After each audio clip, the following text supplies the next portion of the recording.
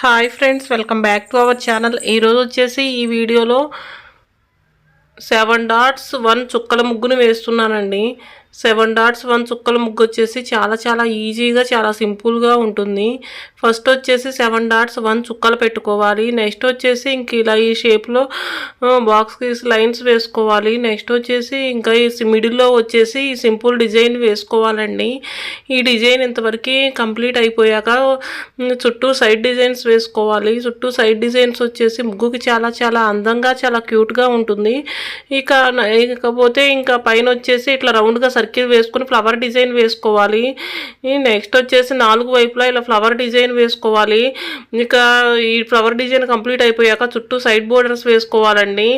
ఈ వీడియో కనుక మీకు నచ్చినట్లయితే వీడియోని లైక్ చేయండి, ఛానల్ని సబ్స్క్రైబ్ చేసుకోండి. Thank you for watching.